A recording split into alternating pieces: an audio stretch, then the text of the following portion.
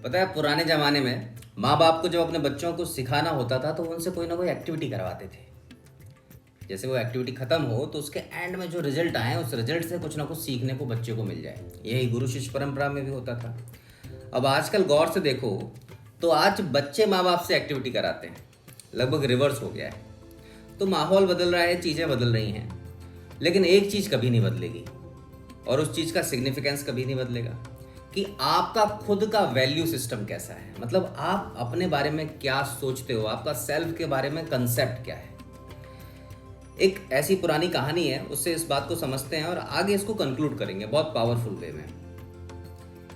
एक पिता ने अपने बेटे को एक बड़ा सा कीमती जैसा दिखने वाला पत्थर हाथ में दिया और बोला, बेटा जाओ इसको और बाजार में बैठना, अगर कोई तुमसे इसकी कीमत पूछे तो केवल तुम्हें 2 उंगली उठा देनी है।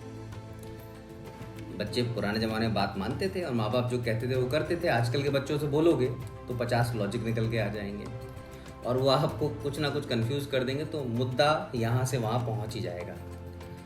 तो ये तो एक सिग्निफिकेंस होता है बात मानने का। तो बच्चा अपने पिता की बात मान के आगे गया और जब वो मार्केट में बैठा हुआ था तो वहाँ पे एक सज्जन आए। उन्होंने पूछा, बेटा ये पत्थर कितने का है? क्योंकि पत्थर बहुत अच्छा दिखता था वो। तो उस बच्चे ने, जैसा पिताजी ने बताया था, 2 उंगली अपनी उठा दी। तो उन्होंने बोला, 200 रुपये का? मैं तुम्हें इस पत्थर के 200 रुपये जरूर दूंगा। उसने बात सुनी, बच्चे ने पत्थर नहीं दिया क्योंकि पिता ने नहीं देने के लिए बोला था।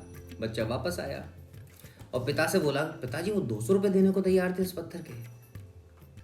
पिताजी ने कहा, अब सेम पत्थर लेके तुम म्यूजियम में जाना और वहाँ पर भी अगर कोई पूछे तो तुम्हें यही करना है। बच्चा वहाँ गया म्यूजियम में। वहाँ पे एक सज्जन आए।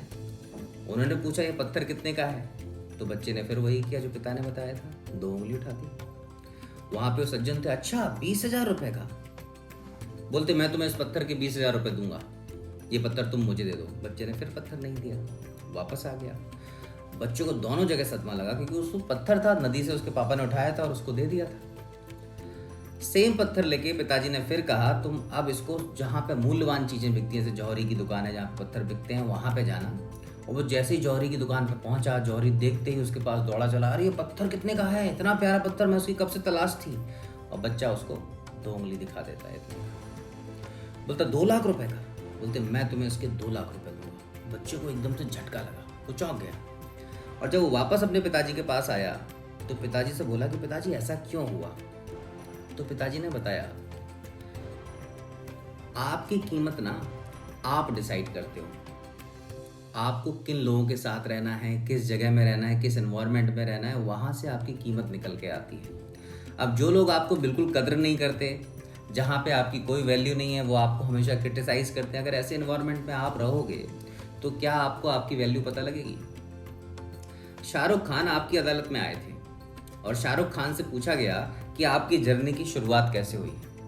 तो शाहरुख खान ने ये बोला था कि मैं इतना गंदा दिखता था कि दुनिया में कोई भी आदमी मुझसे ये नहीं बोल सकता था कि मैं हीरो बनने के लायक हूँ। लेकिन केवल एक आदमी ऐसा था जो हमेशा मुझसे बोलता था कि तुम दुनिया के सबसे खूबसूरत लड़के हो, और वो मेरी माँ थी। ये जो माइंडसेट होता है ना, यही इंसान को कैटेगरी से अलग कर देता है, रेस से अलग कर देता है। अगर आपने अपने आप का सेल्फ एस्टीम डेवलप नहीं कर पाया, तो शाहरुख खान की केवल माँ अकेली बोलती थी कि वो खूबसूरत दिखता है, उसको इसी बात से वो कन्विंस हो गया कि वो खूबसूरत दिखते थे। और यही वैल्यू सिस्टम बढ़ता गया, यही वैल्यू सिस्टम उनको अपने आप को पोजीशन करने में मदद करता रहा। और ऐसे ही अगर हम अपने आप को कैटेगराइज नहीं करेंगे तो आप कितने भी योग्य हो, कितने भी लायक हो, लेकिन अगर आपकी सेल्फ इमेज कमज़ोर है ना, तो आप कभी भी अपने आप को पोजीशन नहीं कर पाओगे जहाँ पे आपकी वैल्यू सही आकी जाए।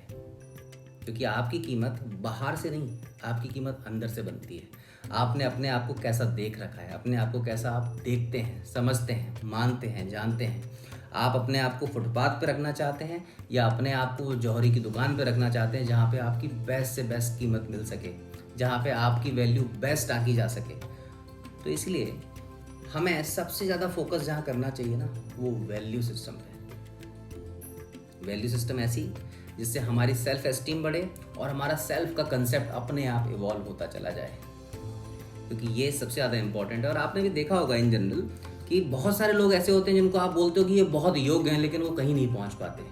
और बहुत सारे लोग ऐसे होते हैं जिनको योग्यता के नाम पे, जो हमारी योग्यता के पैरामीटर हैं वहाँ पे कुछ भी नहीं होता, लेकिन उनसे मिलके आपको ऐसा लगेगा कि इनसे ज़्यादा विद्वान तो कोई भी नहीं है, क्योंकि उनने अपना mindset, self image, self concept को इतना हाई कर रखा है कि वो उसी जोन में जाके बात करते हैं। तो ये एक सिग्निफिकेंस होता है। तो value system is very important. और अपनी इमेज को अगर आप बिल्ली की तरह देखोगे कि शेर की तरह देखोगे, that you have to define. तो position yourself best. Value matters. Thank you so much.